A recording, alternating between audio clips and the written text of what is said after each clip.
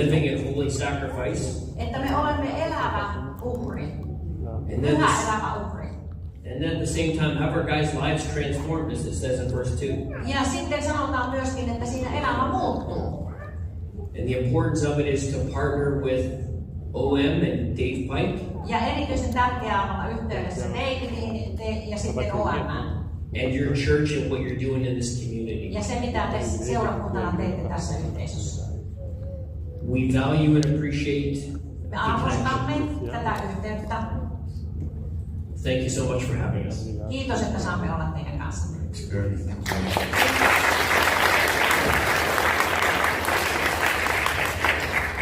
Now you may be thinking I forgot to look outside before I got dressed today. Te ehkä luulette, että mä en muistanut vilkasta ulos, kun minä laitoin vaatteet päälle.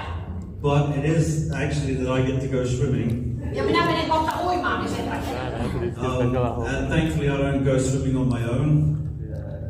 Thank you. Thankfully I'm not swimming on my own. Onneksi mä en nyt tarvitse mennä tuonne ihan yksin.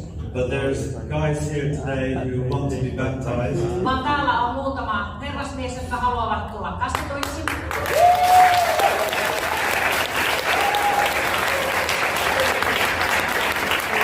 And so we want to hear from them and hear why, how Jesus transformed their lives.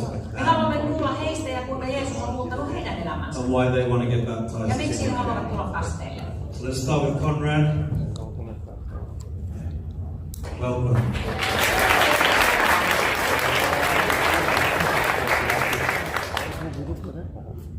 Hi everyone, my name is Conrad Kausch. Minun nimeni on Konrad Kausch, hei kaikille. A little bit about me, I'm 23 years old. Olen 23-vuotias, ei uskoisi minusta. I'm from a town in Minnesota called Duluth. What was the name of the town in Minnesota? Minnesotasta ja jostakin kaupungista. Say the name of the town again. Duluth. Kuunnelkaa tarkasti. So this is my testimony.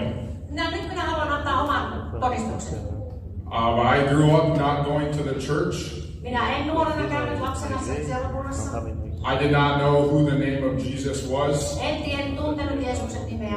and what he did on the cross for Ja my se, mitä hän sins. teki minun syntieni puolesta ristillä. I went through my younger childhood making mistakes and living a sinful life. Ja nuorena ja lapsena minä elin niin, että tein syntiä. Minun elämäni oli synnillistä. I got lost with the secular world and trying to fit in. Ja minä menin maailmaan ja yritin sopeutua sinne. It was after my freshman year of high school. Ja ensimmäisenä vuonna, kun olin